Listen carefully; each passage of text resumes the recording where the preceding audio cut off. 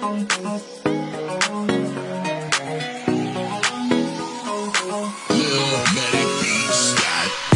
so refreshing kasama ang buong barkada. With a cup of milk tea, mas okay ang kwentuhang masaya. Sip and play sa Momo Tea, blend with the highest quality sa Momo Tea.